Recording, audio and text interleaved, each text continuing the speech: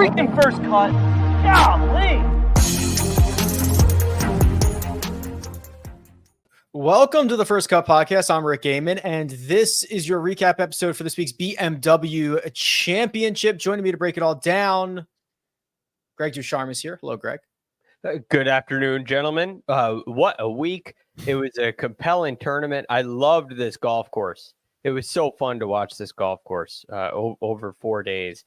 And we got a pretty exciting finish and some pretty interesting storylines as well. Patrick McDonald is here. Hello, Patrick. What's up, guys? Another week, another great BMW Championship. It seems like the WGA always does it right.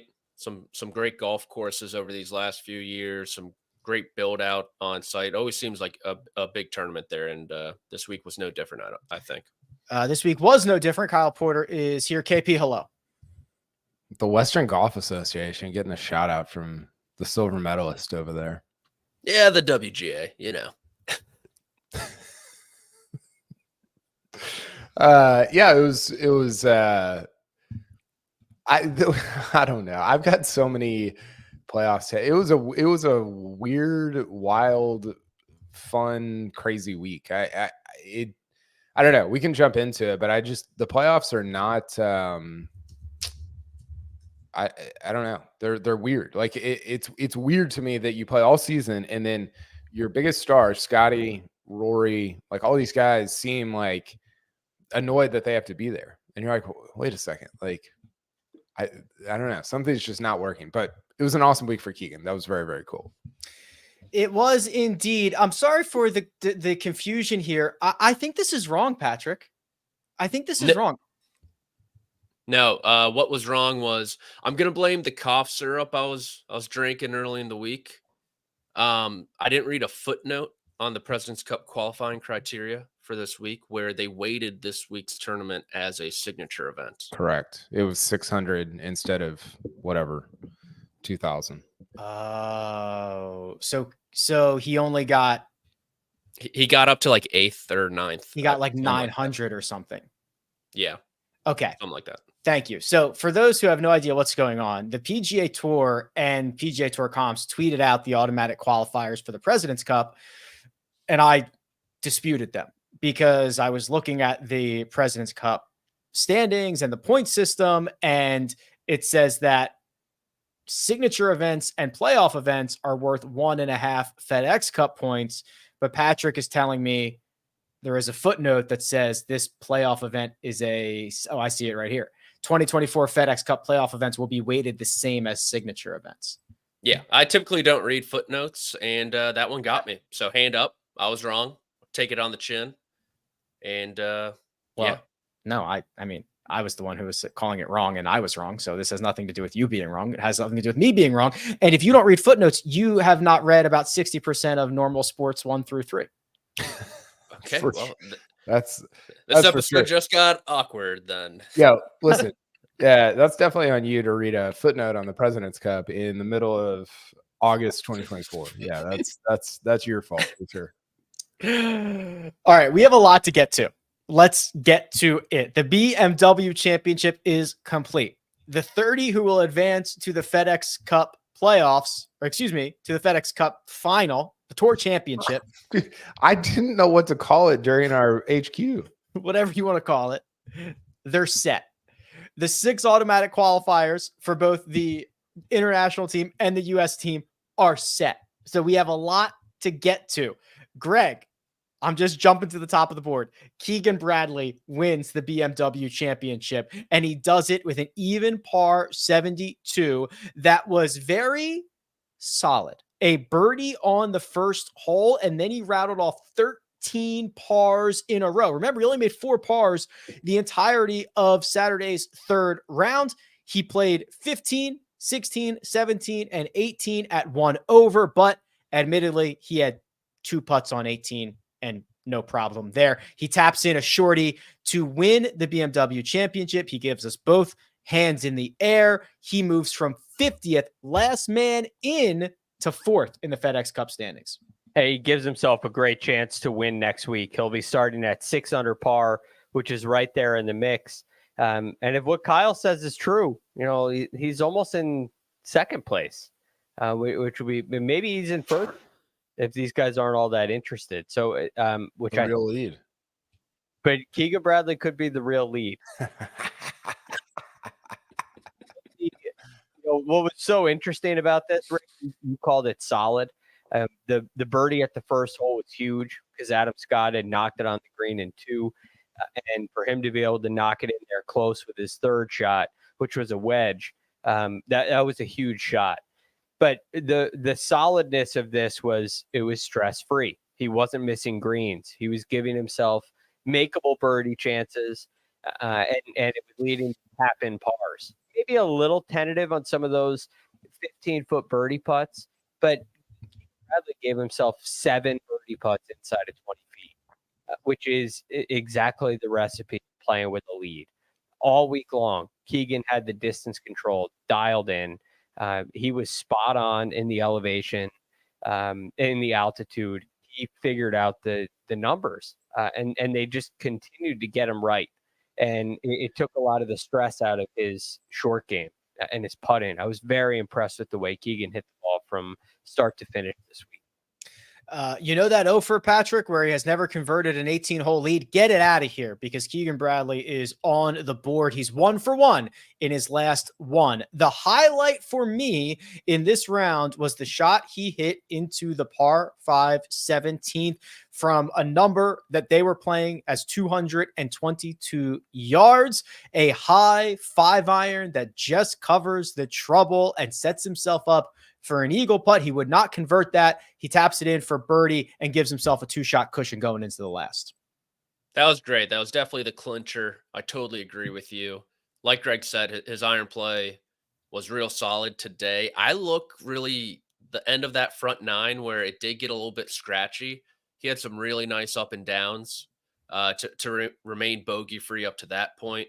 When Adam Scott birdied 8, you think about the up and down on 7. He had a really nice chip, got up and down on 9 also. And so I think kind of that was huge to remain in the share of the lead heading into the back 9. And then like you said, Rick, the one into 17 was big balls on that shot to I mean, just call a spade. At that point in the tournament, Sam Burns is in the clubhouse where he is. You go at that pin when everyone else is more or less bailing out to the right side of the green or right, and you hit it to, I believe it was 16 feet. It was a nuts shot. A little disappointing that he left it in the heart short, but still counts. Yeah, that's okay. The value of a birdie there was massive. Don't do anything crazy and lose your opportunity at that. KP, Keegan Bradley. We talked about this a little bit on HQ, and I kind of liked where we were headed with this. Something kind of broke, right? An opportunity arose after the snub at the Ryder Cup. The support that he got all year long to be selected as the Ryder Cup captain, I think it was very unexpected for Keegan. And now he is treating this as a very big responsibility. And he's got a legitimate chance to win the FedEx Cup this year. Yeah. So a couple things here. One, I think you're right. I think what happened with Keegan getting the Ryder Cup captaincy is it buoyed his identity as a golfer, right? Because I think sometimes it's so easy. We've all been out there. It's easy to just get lost as another guy. Even when you're the 23rd ranked player in the world, you're just you're not Scotty or Rory. So you're like, oh, I'm just another guy. And so to be given an identity like, hey, I'm the Ryder Cup captain for the US team, that doesn't seem like something that should necessarily affect your play, but I think it can, because you're getting recognition for what you have done in golf, even though it's a little bit off the course. I still think it is. I don't know. It just seems to have buoyed him, and I'm interested to see what his quotes are in the press conference afterwards today about that. I think it's hilarious that he has a chance to win the FedEx Cup, because nobody's going to look back at this year and think like, oh, Keegan Bradley, best player all year. Like, he's been like the 48th best player all year going into the playoffs. But yeah, I mean, I don't think he's going to win next week, but I think the bigger question is, will he be on the President's Cup team? I think you and I are in agreement on that. Yes. And is he going to play his way onto the Ryder Cup team next year, which I think is kind of in play right now? We're going to save that conversation for just a minute here, but Keegan Bradley will start next week, Greg, at 6 under par. Scotty Scheffler at 10, Xander Schauffele at 8, Hideki at 7, and Keegan's right there. We've seen before, if you're going to get white hot for a 3-week stretch, now is the 3-week stretch to do it. Yes. If you're interested in making a boatload of money, this is the 3-week stretch to do it. And he's off to a great start. This puts you in that range. It puts you in that striking distance where it's very possible to be the leader after the first round. You know, at 6 under par, this could pretty quickly flip, and you could get yourself in a position where you're the leader with some good play. So you kind of put this deficit that you're at, this 4-shot deficit to Scotty Scheffler behind you. Go play some great golf and see what happens. And Keegan Bradley will come into next week feeling phenomenal, as he should. He should feel very good about his game. He'll just have to get readjusted to all the numbers because he's no longer at altitude. Now we're getting pretty close to sea level, and things are going to get back to normal. But that's where he plays all of his normal golf. So I think that Keegan has a real chance at it.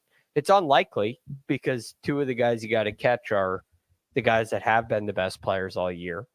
And they're starting ahead of you, but there's not too many players to pass, and that's a good spot to be in if you're Keegan Bradley. Real quick, I actually like this storyline for the FedEx Cup playoffs because I think it's actually very interesting. I'm very interested in it as a golf fan of somebody like I think you called it a Cinderella, or maybe Joe called it a Cinderella story, Rick.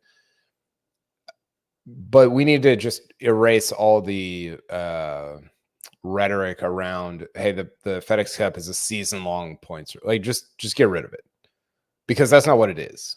And the fact that we're entering this Tour Championship with Keegan like having a real chance to win it's like somebody said this. It's like a wild card team heading to the Super Bowl with a shot at winning. Awesome. Great story. Love it. But don't call it a season-long race. I mean, I think Scotty was right at Memphis. Like, we just have to erase all the rhetoric around that. Yeah. It needs to be treated like other sports where you say, hey, just get to the dance and anything can happen when you get there. Which is awesome. Like, yeah, I'm fine. I'm fine with that, but we need to start talking about it like that. We're going to talk a lot more about Keegan and a lot of these guys. So I'm just going to kind of rapid fire through the rest of this BMW Championship here and distribute these names accordingly. Adam Scott Patrick was the disappointment out of the final group, though it started with a big bang and a big bird, an eagle on number 1, but things got very sideways after that. He struggled with the driver. He hit some of the worst putts I've seen in quite some time. He lost another 2.5 strokes putting on Sunday to go with the 3 that he lost on Saturday. I mean, the weekend for Adam Scott was fairly miserable, 74-72. Yeah, he entered the weekend at 13 under. He goes even par. He wins the golf tournament. I think yesterday, obviously the 3 or 2 lost balls and then another in the water skewed the stats because, I mean, those are 3 missed fairways. He only missed 4 all day. So the driver wasn't really in that bad of a spot. You look at the final group, Keegan Bradley was 47th today in putting out of 48. Adam Scott was 46. Yeah. So really filling it up on the greens. I honestly thought Adam Scott was going to win this golf tournament after he rolled in the 42-footer on number 1. And then he gets up and down from jail on the par 3 4th, kind of dodges a Keegan Bradley birdie attempt, makes a nice one on the par 5 8th. To pull even, and then he kind of looked at the leaderboard and was like, oh my gosh, I might be in the lead here, and just completely pisses down his leg to begin the back 9, missing a bunch of short putts. It was tough to watch. And then the one chance, he had a little glimmer of hope there on 18, But when Bradley opened the door on 15, hit it into the back bunker, wedge in hand for Adam Scott, a chance to apply some pressure, and then he airmails to green, also makes bogey, another short missed putt. I think that hole right there was pretty much the end for him, despite the birdie on 17 and despite a chance on the last. Adam Scott's 40, it was a 43 footer. Oh, that would have been perfect. A 43 footer for Eagle on the first hole. He only made 52 feet of putts after that. Wow. If it was 48, it would have been 48, which would have been perfect. But so he essentially made the same distance of putts on the first hole as he did the next 17. The good news, the consolation for Adam Scott, he moves from 41st outside the top 30 into 14th. He will be at the Tour Championship next week. Ludvig Aberg, Greg, kind of a weird weekend for him as well. A pair of 71s. It was not the greatest striking week. He lost a stroke and a half on approach this week, but it seemed as if there were times where he had trouble kind of figuring out the elevation and the factors, but he made so many darn birdies and eagles, led the field in eagles, second in the field in birdies. I think there's a lot to be encouraged about here. Yes, I think so too. And look, the Sunday struggles we've talked about since the Masters, he has gotten himself in contention a number of times and has struggled on the weekend, has struggled specifically on Sunday. And I thought there were signs of that struggle in this round today, but I also thought there were some really good signs of fighting back. You know, he makes bogey at 10 and bogey at 12, and then finally gets a putt to go at number 13, which felt like, I mean, you talk about Keegan and Adam Scott struggling to make anything. Ludvig wasn't making anything either. And then he gets one to go at 13, and he's in prime position on number 14. Right? Absolutely prime position to get this thing to 11 or even 12 under par and get right up there with the chance to win over the final four holes. And he hits it. He comes up 30 yards short. 30 yards short. He had two. What did he have into 14? This was crazy. And Josh posted this, but he hit a 430-yard shot. He had 221 yards in and hit it 193. Yeah. Not good. And what is that? I think he hit it fat. Mm-hmm. The replay looked like a huge divot. Yeah. So he hits it fat, and he's watching it maybe in hopes that it's going to carry, but it wasn't close. He actually made a pretty good bogey from there, and then he bounces back again with a great birdie putt at 15, a great birdie at 15, another birdie at 17. Like there's a lot of a really nice par putt at 18, a lot of really positive elements. But the thing that cost him this tournament was the second shot into 14. That was an opportunity to really turn the tide, change the momentum, and perhaps go win this thing. The man who made the big charge, including the round of the day, was Sam Burns, KP. A 7 under 65 and nearly holed out from the bunker on 18 to get in at 12 under, which obviously would have changed the way that Keegan plays 18, but was the eventual winning score. Sam Burns got in the clubhouse early, and this thing just started aging very well, Kyle. He was hanging around, could not go home until the very last second. Yeah, he was awesome. Round of the day and possibly meme of the year. Awesome meme from Burns. It's interesting. He had basically the opposite statistical profile as Keegan, where Keegan was third. Keegan lost 2 strokes to the field in putting this week. I think overall total, not per round. That would be atrocious. And Burns finished like first, I think, second, something like that.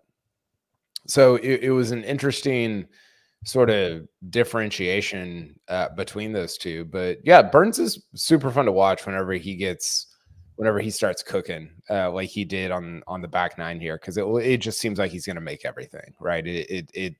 it looks it's very fun to follow him when he's got like a really good 9-hole stretch going.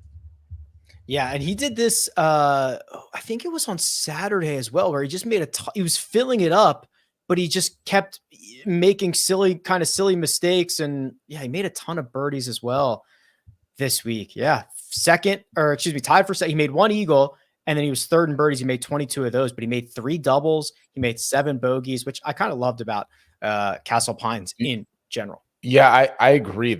I would be interested to see it would be hard to do. You'd have to normalize it because the field was very small, but it seemed like it had the fewest pars per player of any tournament of the year. Now, what pars per player? I'm going to write down pars per player. I could see that. I could see that. Ludvig, before 4 pars to end his 3rd round, didn't have a string of 3 pars in a row on the week before that. He missed a 3-footer on 17 in round 3. I was so pissed. He broke the streak because of that.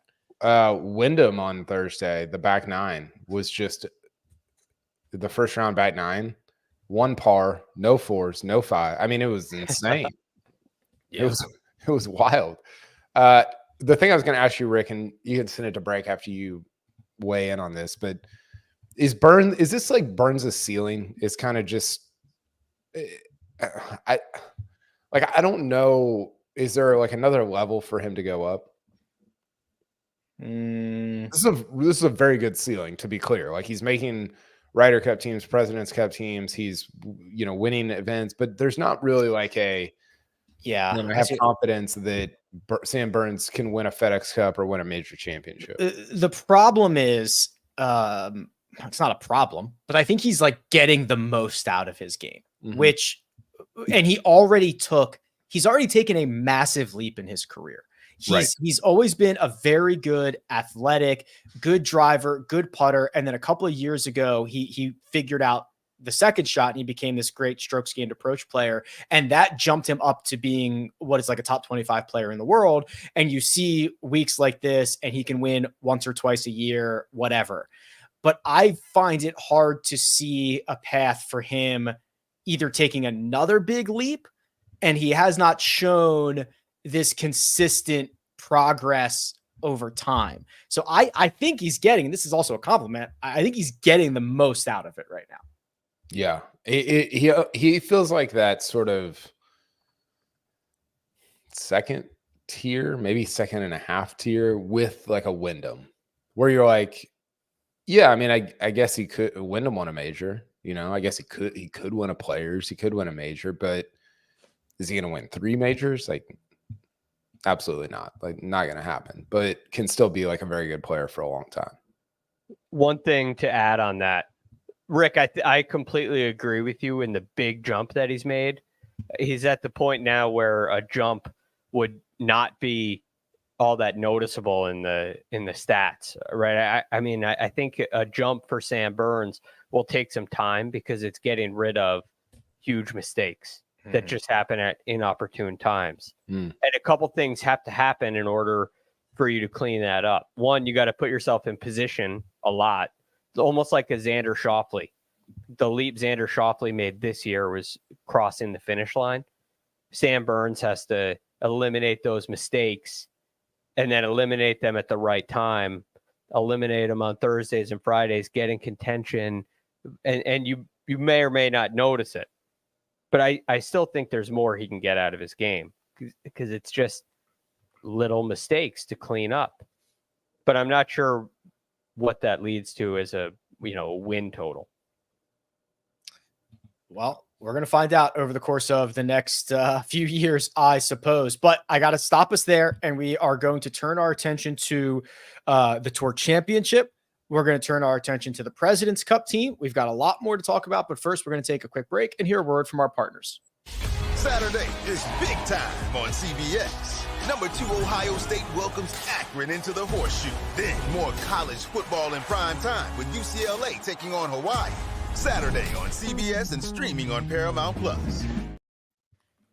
And we're back. The field for Eastlake is set. However, there are some names that will not be in attendance. The notables Will Zalatoris, he's out. Max Homa, he's out. Corey Connors on the wrong side. And after a great first 3 rounds, Alex Noren fell outside the top 30. Patrick, the last man in, the last man in, who started the week in 22nd. That should have probably been safe.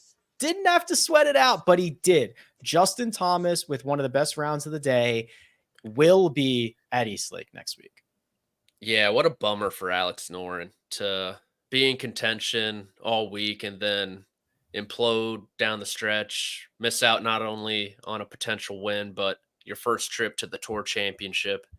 And in his place comes everyone's favorite golfer, the Ryder Cup extraordinaire, Justin Thomas. I kind of hope he plays well next week at the Tour Championship, sneaks inside the top 5, top 7 or whatever, and just continues to muddy these President's Cup waters for Jim Furyk. Make it really difficult on him so we have more to talk about before September. But weird year for him. He flashed a lot in the early season with the American Express being alongside Nick Dunlap and Sam Burns in that final round. Thought he was all the way back, and then he went through a little bit of a lull. You had tournaments like the Scottish Swing, I think, perfectly encapsulates Justin Thomas right now, right? He goes to first round lead at the Scottish Open, then almost goes full Keegan Bradley and misses the cut.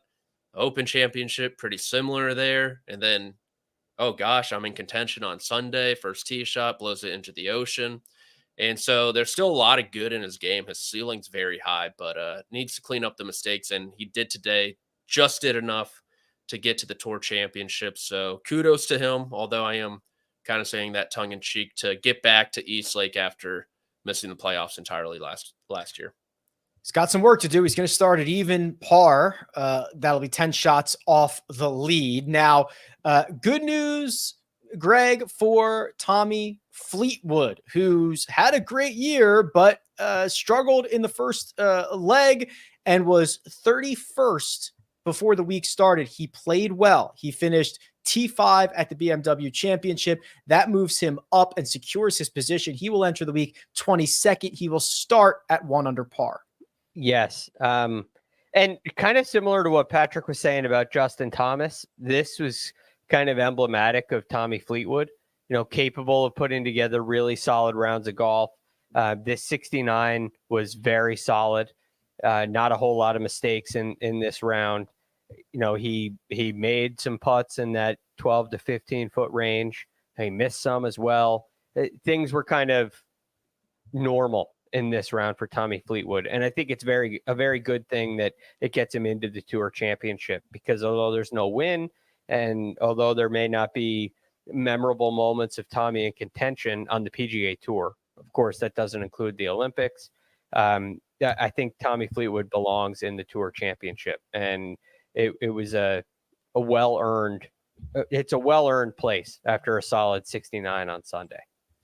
There were a couple of names here, KP, that already started inside the top 10 that all lost just a few spots. Rory McIlroy goes from 5th to 6th. Colin Morikawa goes from 4th to 7th. That's probably the biggest drop, because that's a 2-shot drop. Wyndham Clark goes from 6th to 8th, which is actually does not change his position at all for the Tour Championship. So those 3 are lurking. They've got work to do. It'll be an uphill battle, but they are, I believe, within arm's reach. Yeah, certainly. I mean, Rory was the worst entering to win it, right? He was 6th. 5 under. 5th. Okay. I thought he was further back than that. But, I think this is a good jumping off point to sort of get this take out there, Rick. I didn't watch golf last week or this week and think like, man, these guys are really fired up about the playoffs. Right? Like, I think Keegan winning, like as a fan, I thought Keegan winning very cool. I thought Ludvig in contention, very cool. There's a lot of different things to follow, but I think it's a real problem for the tour that Scotty's like pissed out of his mind right now. Rory seems like just mentally fried, like just cooked on the year. And we don't need to go down like a how can they change the playoffs type deal, but it doesn't. We talked about this last year, man. It was like Scotty said, we're just trying to get to the finish line, just trying to make it, I can't remember the words he used, just trying to survive until we get to the end. You're like, that's not how I want my mega like guys carrying this league to be talking about the preeminent event. It's just a weird deal. Did you pick up any of that, Rig? Well, here's the thing. You hear a lot of guys say, I'm trying to peak 4 times a year.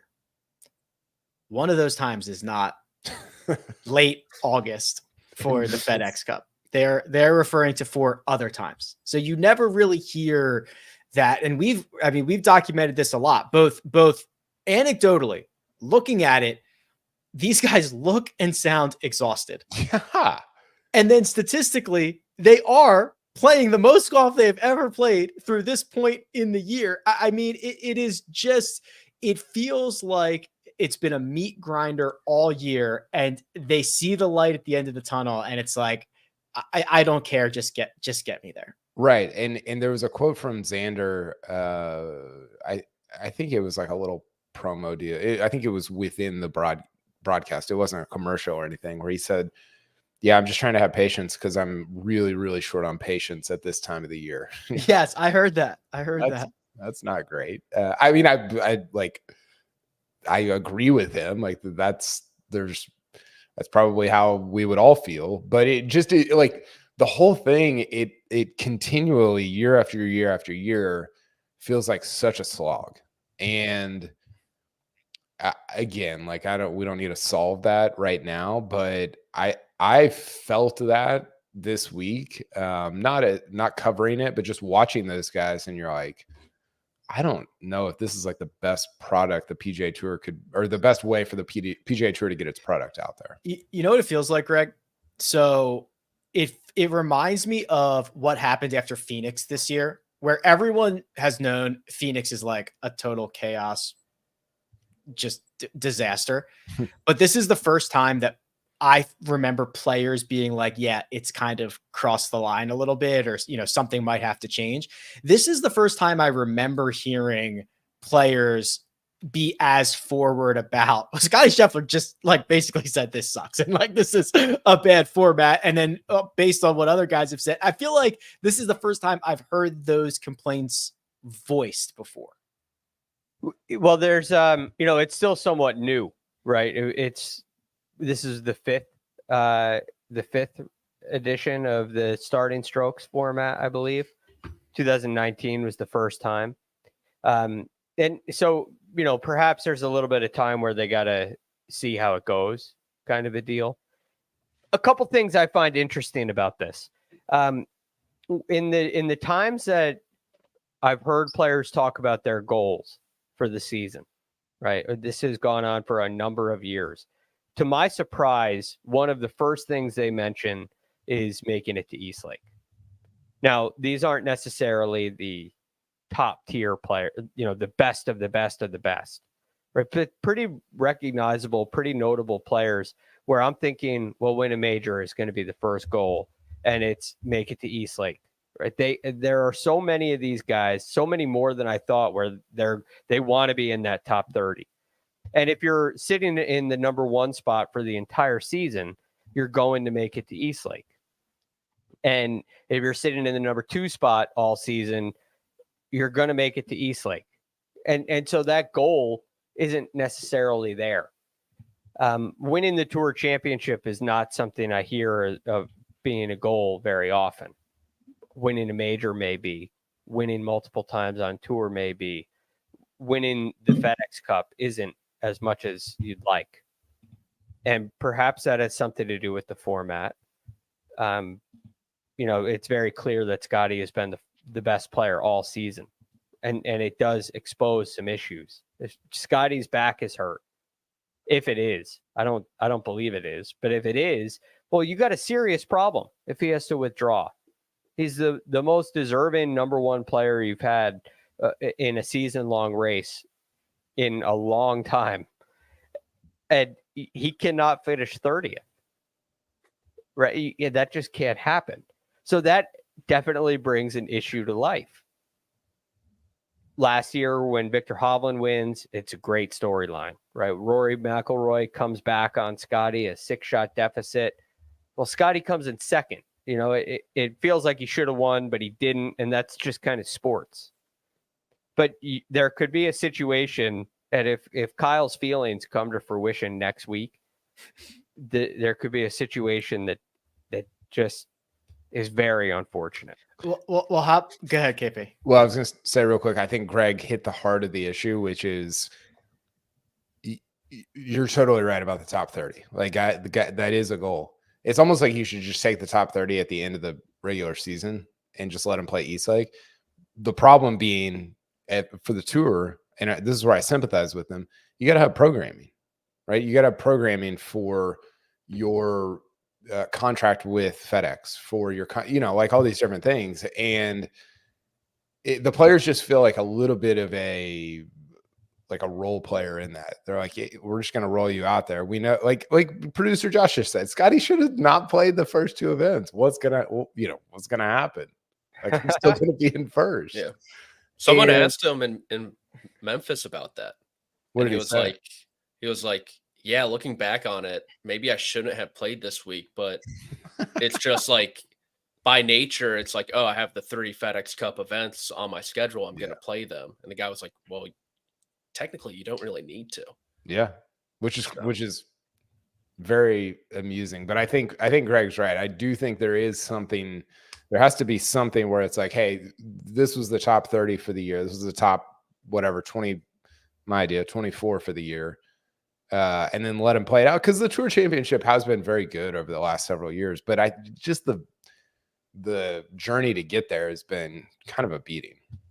Last word on this, Patrick, because I think sometimes it takes something drastic to happen for change to occur.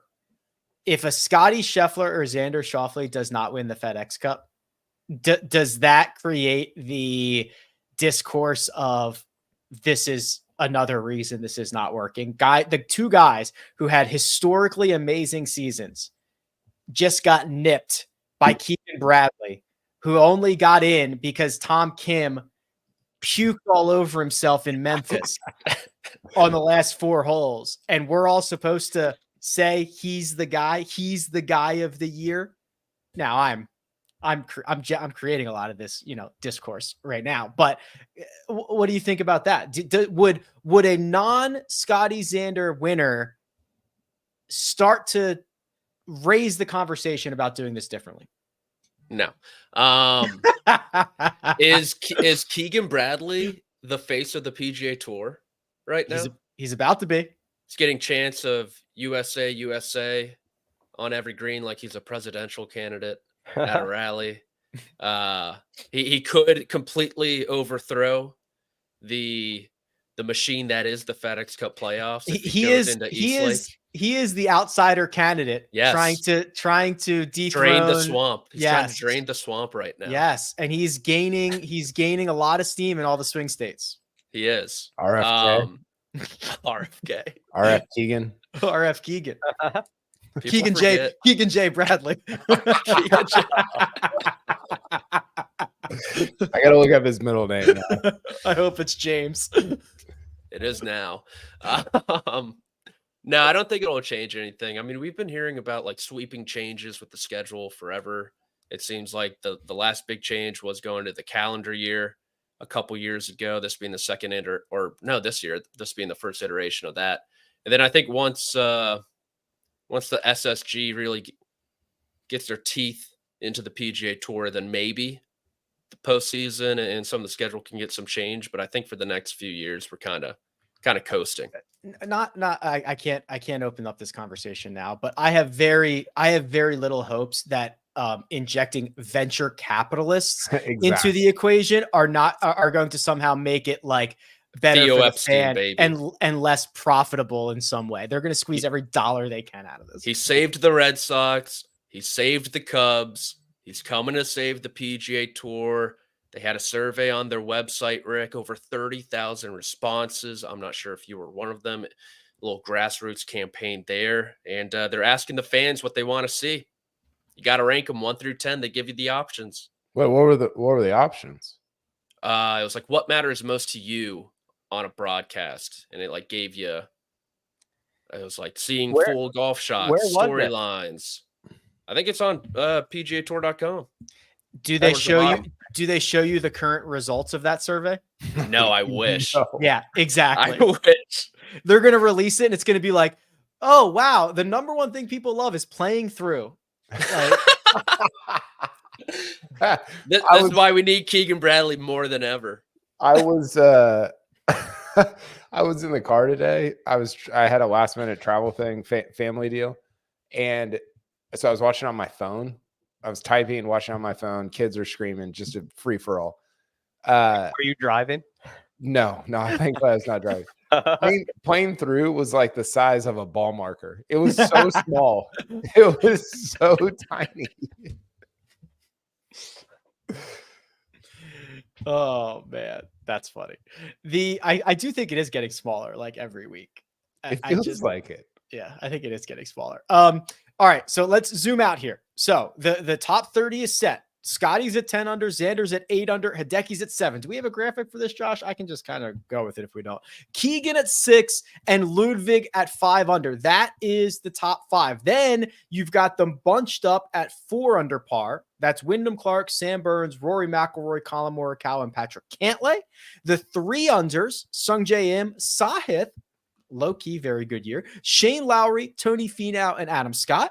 The 2 unders, Benny On, Victor Hovland, Russell Henley, Akshay, and Robert McIntyre. The 1 unders, Billy Horschel, Tommy Fleetwood, Sepp Straka, Matthew Pavone, and Taylor Pendrith. The last men in, the bottom 5, will all start at even par. Chris Kirk, Tom Hoagie, Aaron Rye, Christian Bezuidenhout, Justin Thomas. That's it. Any thoughts about that? I can move on. Xander.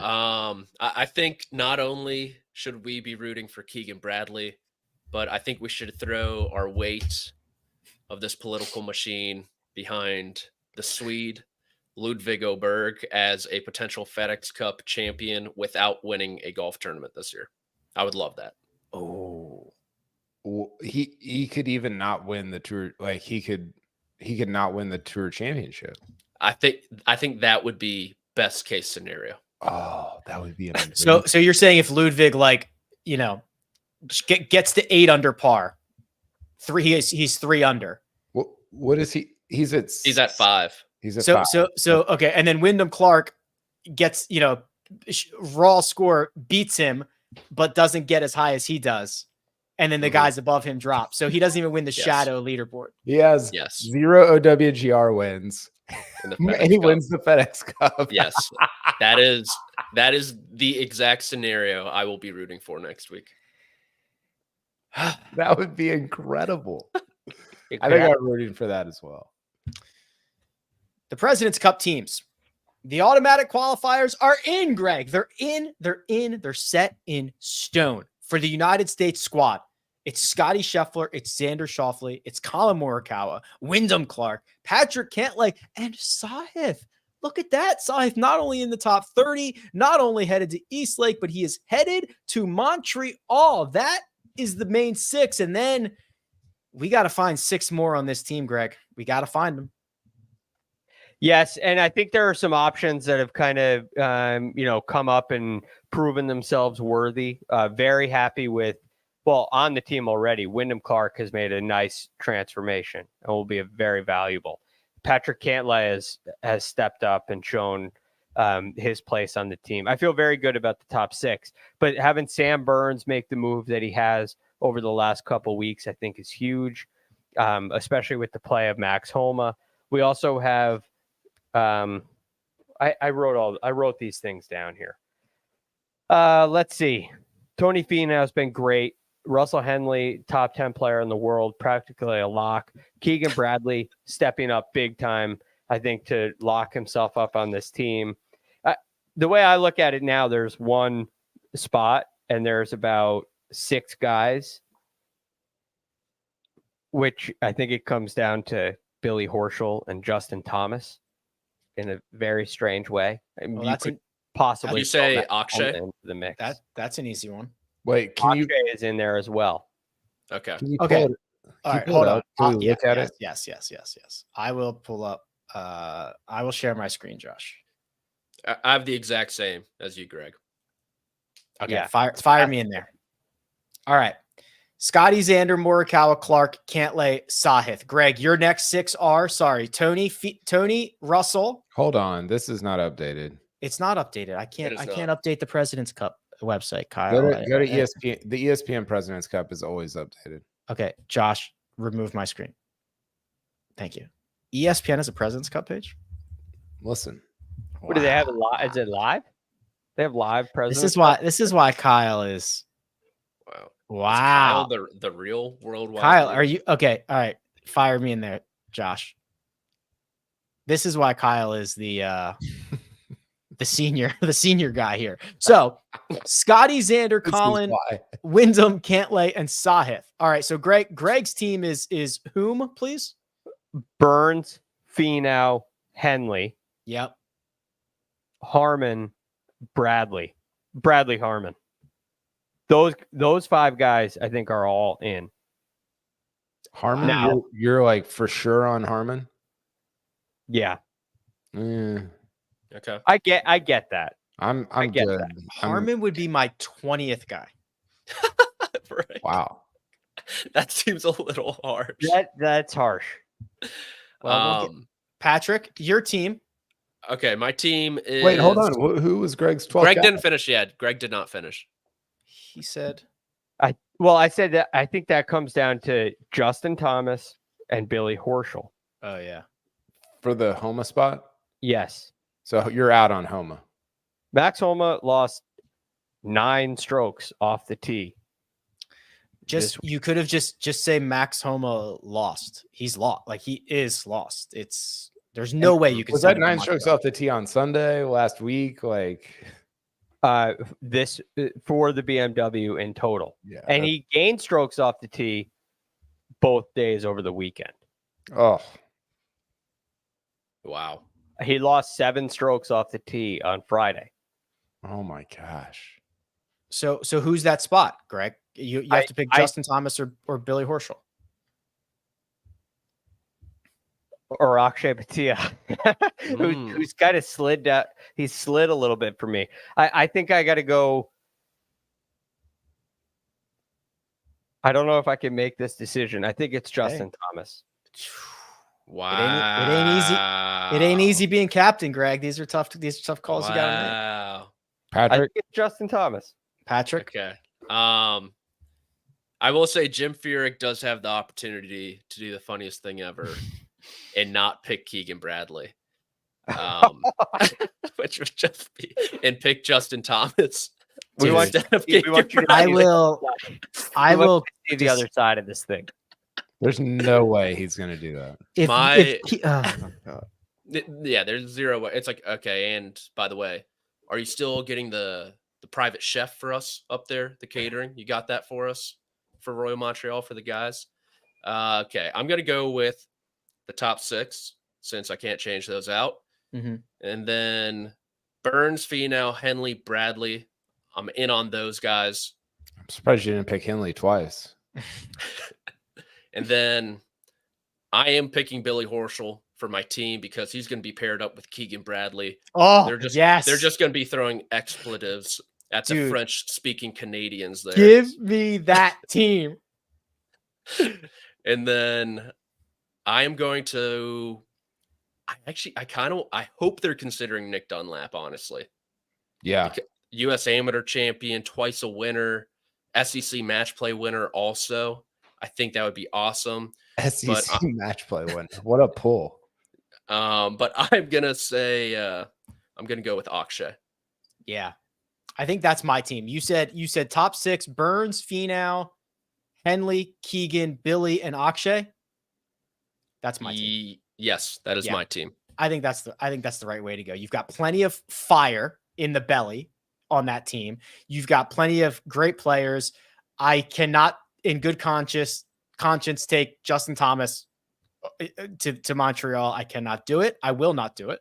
And It's like a Dr. Seuss book.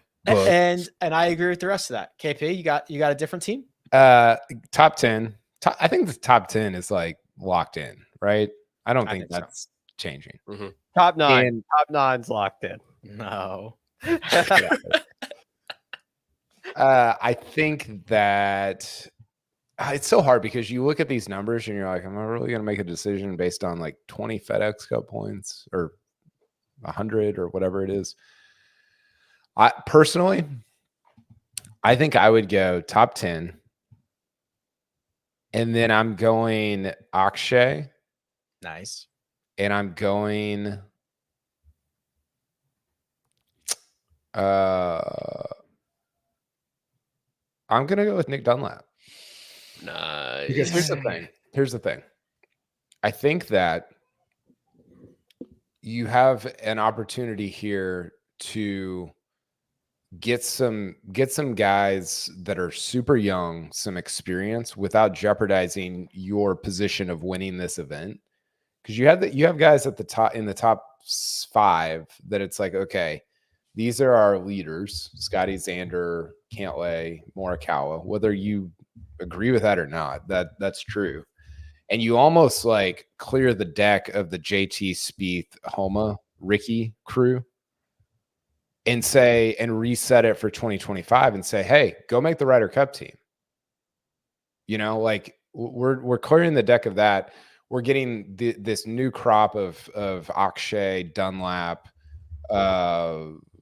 Sahith in the mix. And then you've got like a pool of 20 guys. Like, do you want Nick Dunlap's first experience being Bethpage Ryder Cup? Not really. I mean, I guess it was fine for Ludvig, but Ludvig's kind of a one-of-one guy. And so I think you're all of a sudden your pool of guys for Bethpage is 18 instead of like 14. I completely agree with what you're doing here. The only problem is you better win. I know. Yes. If you lose doing that, you will never be able to live that down. Jimmy Furyk with 2 L's on his captaincy. Trying to pass the torch and losing in the process. But is the difference between Nick Dunlap and Brian Harman so great that that's going to be the difference in the Ryder Cup, in the President's Cup? Oh, if it comes down to Nick Dunlap or Brian Harman, we can take Nick Dunlap. But Well, that's what I'm saying. Like, I'm still taking the top 10 on this list, and then I'm throwing Akshay and Dunlap in there. Yeah, it's a couple matches pretty much.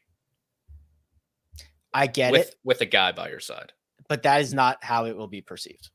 Well, and you're saying like the perception will be, hey, we're trying to like prep for the Ryder Cup. Yeah. Yeah. And that's fair.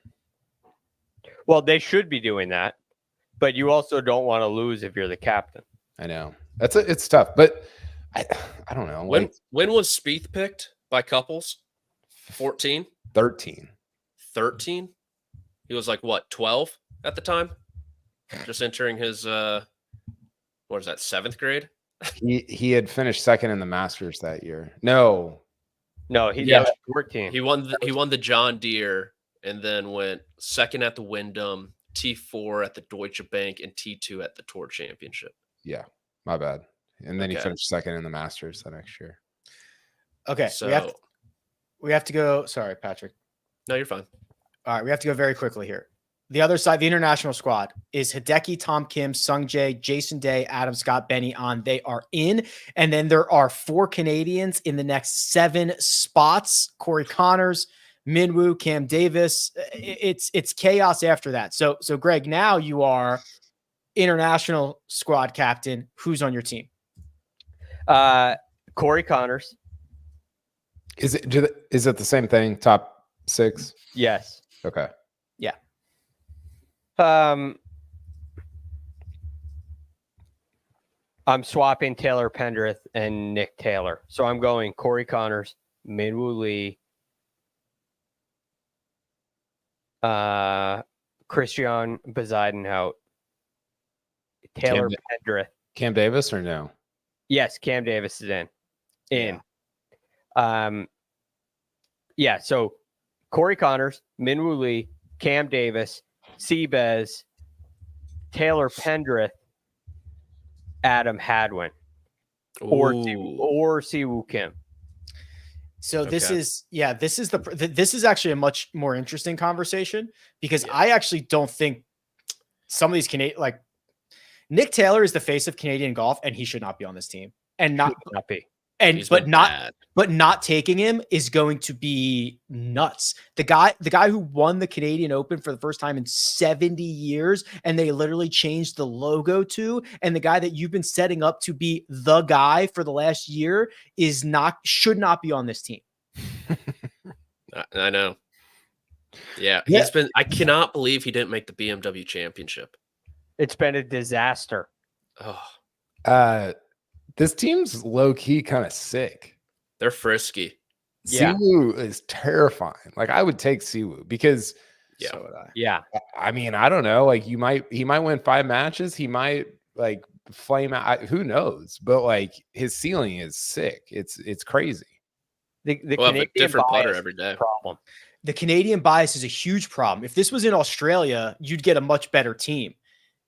Is it really? Do we really just have to take them because they're Canadian? I swap out. So Nick Taylor out, Adam Hadwin out, Pendrith in, Siwoo in. Yeah. Yep. That is my team as well. I'm fine with that. That's the best team. Yeah. Yes. And I think honestly, I don't know if that international side's updated because they do OWGR and that's not out yet. Yeah, mine not. But I think Pendrith moved up to 11th because he had a good start. That's good. And then it is Hadwin 12, Taylor 13, Siwoo 14, and Hughes 15. So you have 3 Canadians. You know how you get out of that conversation? You just pick Siwoo Kim. Yeah. Sorry, no favorites here. Yep. And the good news is, so if there is another Canadian ahead of Nick Taylor, you can justify not bringing Nick Taylor and bringing the other Canadian. Yeah. But if he's like, so if it's like this 11, 12, 13, and he's 11, it's going to be really hard to pass him up. But that would actually be very helpful if Taylor Pendrith does jump it. It also depends. I have not broken down the course of the President's Cup. Big shocker, but it might be a course that suits an Adam Hadwin more than a Taylor Pendrith. It might be like a Le Golf National situation from 2018. You got to take Pendrith. Yeah. I agree, but any course. You're saying you're saying even if it's like a 4,000-yard course, you take Taylor Pendrith. Yeah. Yeah, he plays well on short courses too. We're going to a pop stroke. I don't. You couldn't find a golf course where I would take Nick Taylor or Adam Hadwin over Taylor Pendrith for a DFS lineup. I think I agree with you. I agree too. He's had a great second half. Once he got healthy. Yeah. Yeah. Okay. We've got more to talk about. We're going to recap the bets. We are going to put not the finishing touches on the one and done. We have the one and done for next week. I mean, Lydia Ko, I gotta get Lydia Ko in here. But first, we're going to take a quick break and hear a word from our partners. Yep, they're wrapping up the summer. And now we're looking forward to kicking it with superstars. Now that's CBS Sports Sunday. We'll see you on September 8th.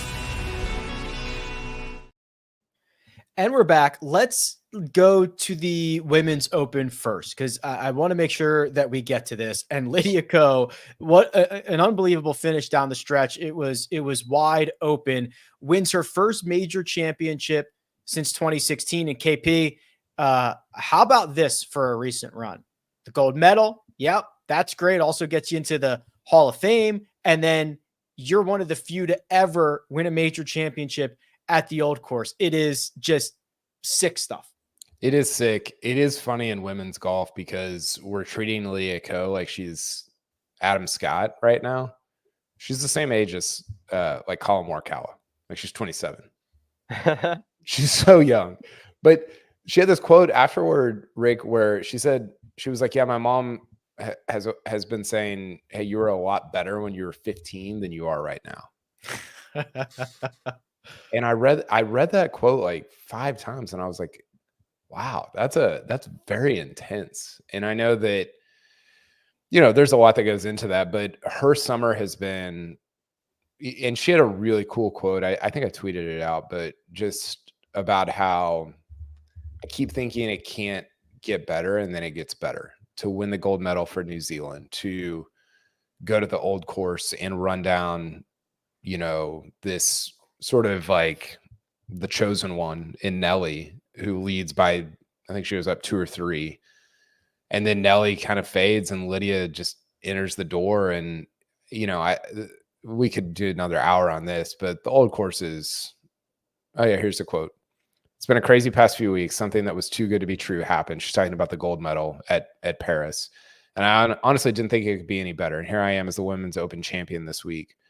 Obviously that being here at the old course at St. Andrews, it makes it so much more special. I love being out there this week. I played here when I was 16 in 2013. I don't think I got to really enjoy and realize what an amazing place this is.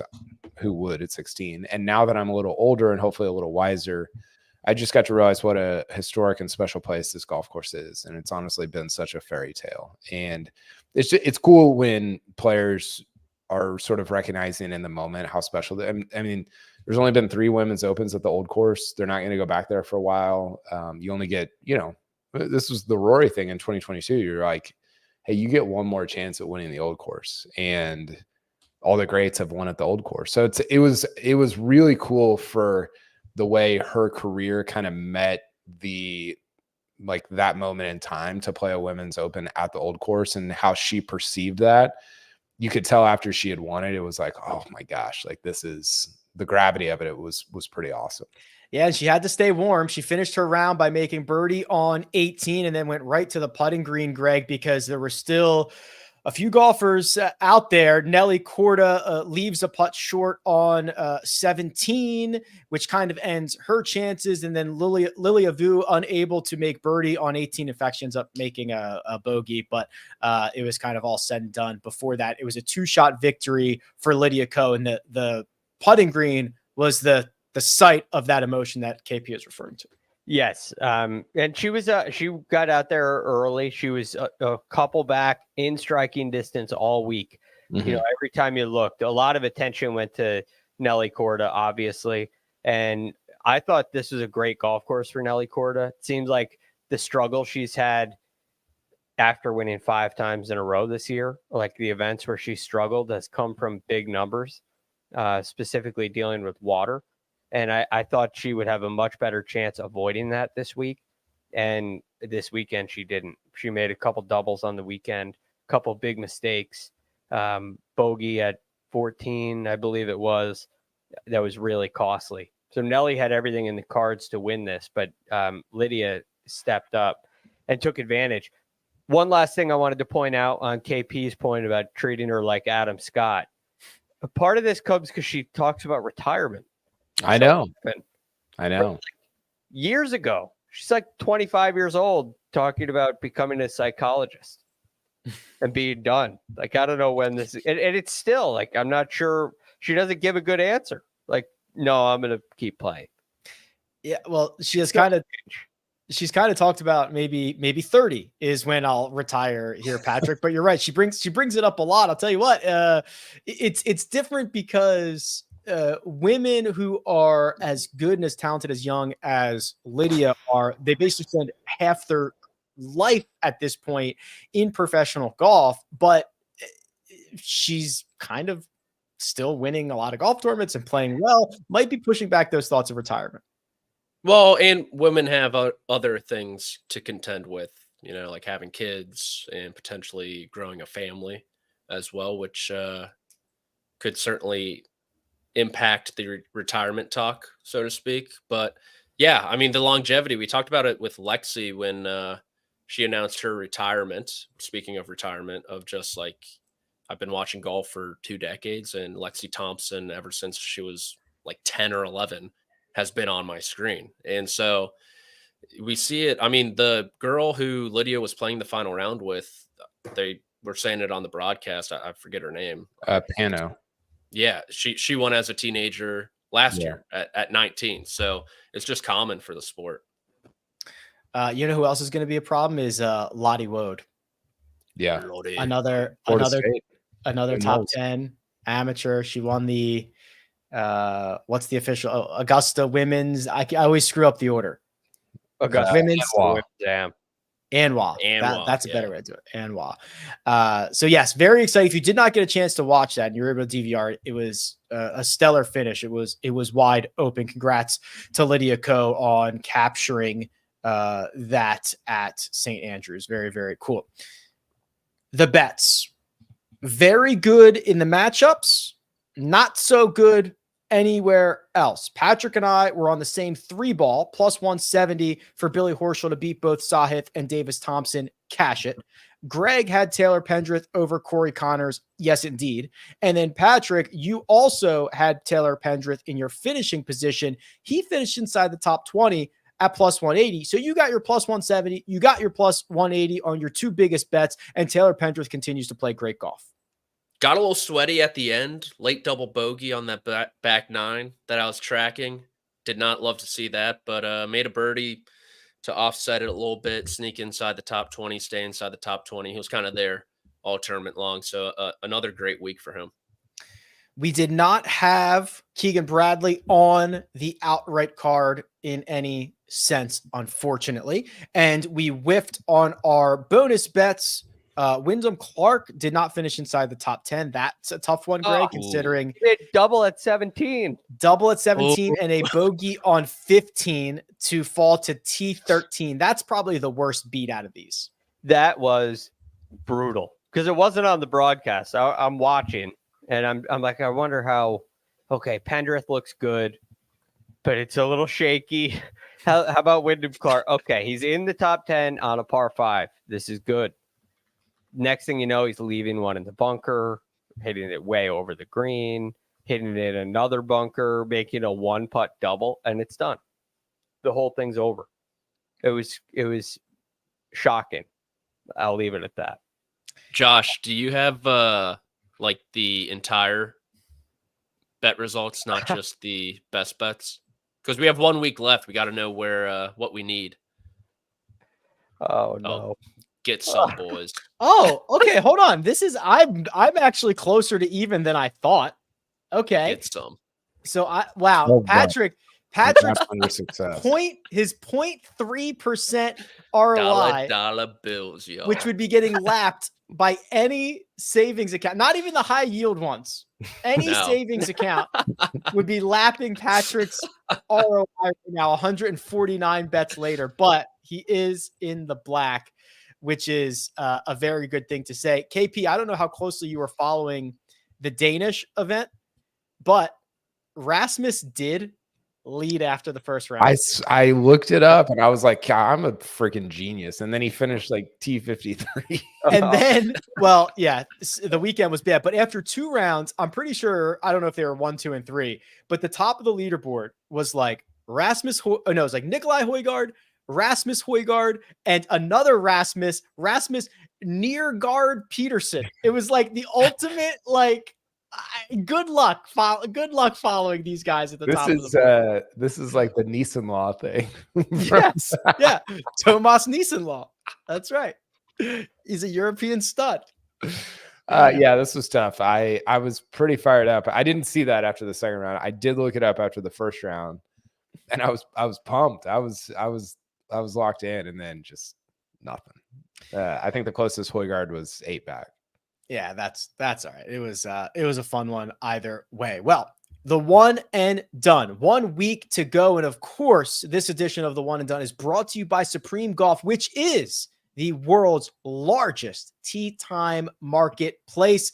And boys, this was a lot of similar results. $344,111 was the most common reward.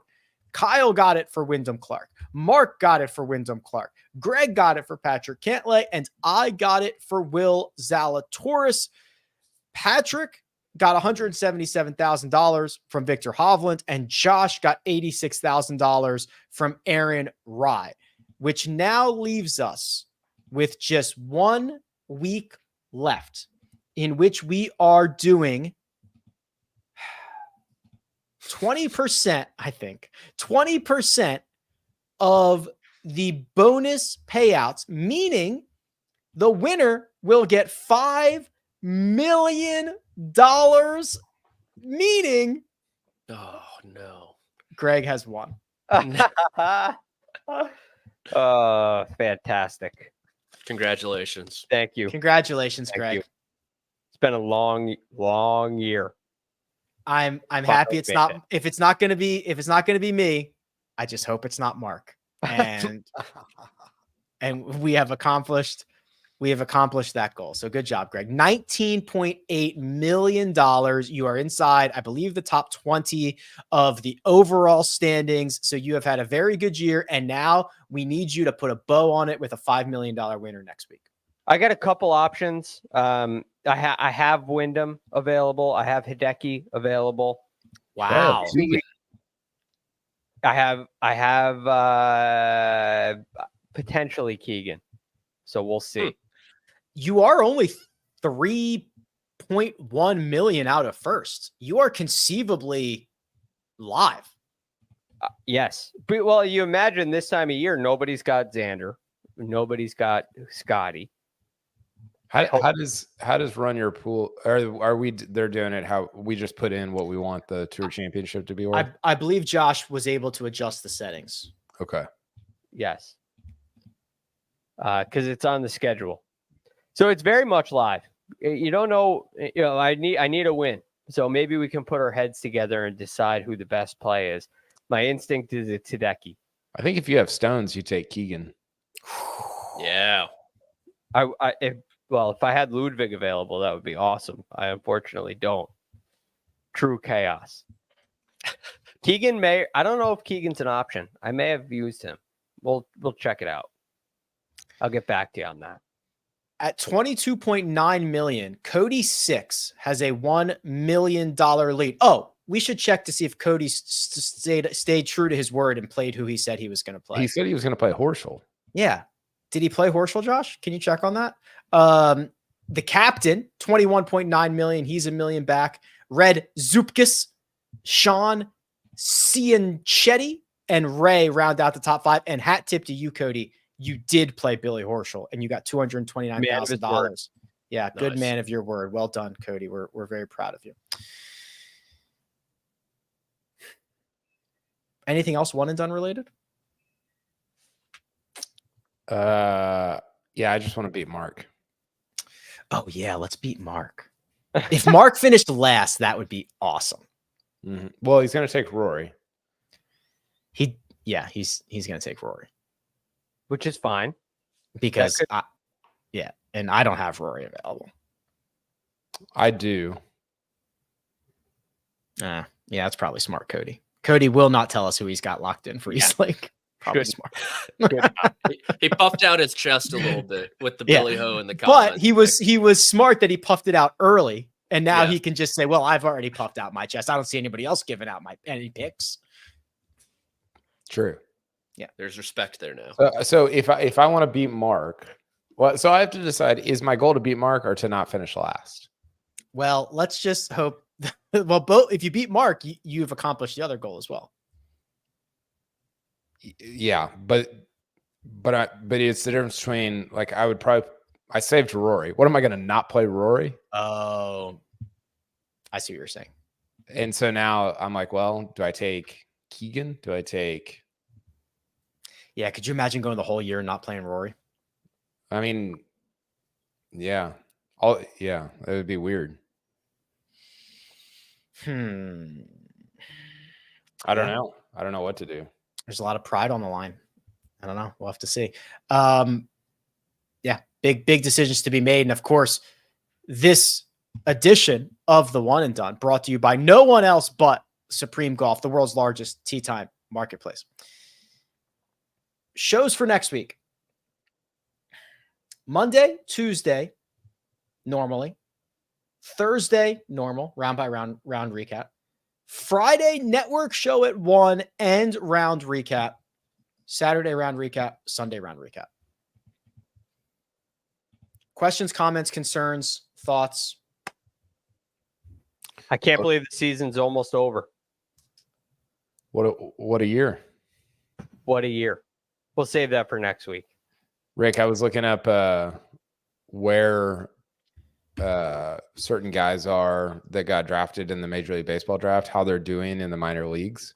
Oh, cool. And I stumbled into something that I thought would interest you. There's a team in the minor leagues called the Trash Pandas. Yes, I remember. God, it's not Paul Tuckett, is it? I don't remember where it is. Okay. It's with the Angels, because I was looking up Christian Moore, the second baseman from Tennessee. So I think that was one of the original teams that company did. That company that rebranded everybody. Because I remember there was a huge to-do when they came out and changed their name as the Trash Pandas. Well, and I was listening to an interview with this guy, again, sicko stuff, AA interviews that I'm watching. And he was like, right now I'm just focused on being a trash panda. And I was like,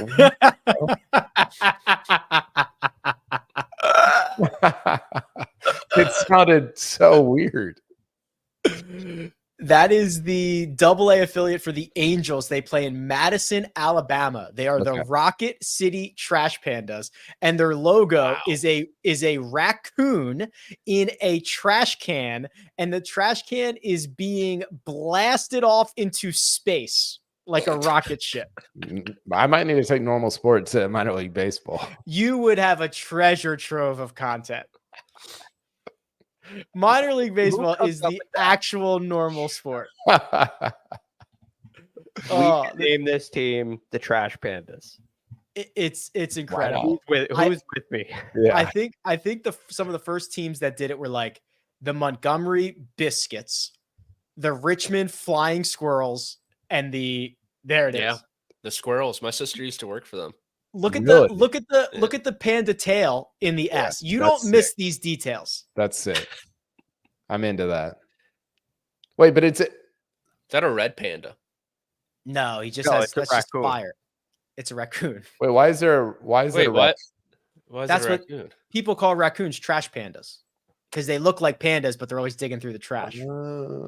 That's like a nickname for raccoons. I thought it kind of looks like a red panda, not the halftime show extraordinaire, but the actual red panda. They would never do that. Red pandas, I think, are an endangered animal. You would never shoot them into space in a trash can, or shoot them at all. Shoot them anyway. Is Red Panda the woman problematic then? No, she's the goat. I didn't think her name was Red Panda. Is it? I thought it was Red. Not? No, you're right. It is Red Panda. Yeah, I've seen her. I've seen some of her low moments before in person. Was she hanging out with you and Jim Cantor? I mean, when Red Panda used to travel to Blacksburg, Virginia, the lights were bright on her during halftime. Yeah, because she knew you were. She knew we were in the stands. I was 0 for 2 on seeing a perfect show out of her. Oh, the Jacksonville Jumbo Shrimp. We could do this all day. It's the best. I'm telling you, it is the best. Minor league baseball is so much fun. The red panda is endangered. They're actually legally protected in India, Bhutan, China, Nepal, and Myanmar. Oh. I don't hear Mobile, Alabama in there. Was it Mobile? Right. I don't think they're native to Mobile, Alabama. You don't think? It's just my hunch on the whole thing. But you never know. You never know. Small world these days. Anything else, gents? Great stuff. I think we've definitely. How do you guys feel about Cooper Kupp in the 4th round? In. All right. We had a family team draft, not fantasy, but team, like regular season win total. Oh, I bet you the Bengals very went cool. early. I bet you the Bengals went very early in that draft. They did very early because they're a very cool team. Yeah, that's awesome. Okay, well, we're gonna have a FedEx Cup champ this time next week. I cannot even believe it. Oh my goodness, someone will be $25 million richer. Big thanks to producer Josh. Big thanks, producer Josh, for all the hard work behind the scenes. Greg DuCharme is available at The Real GFD. Patrick McDonald is available at P McDonald CBS, and Kyle Porter is available at Kyle Porter CBS. You can find me at Rick Run Good. This has been The First Cut. We will catch you next time.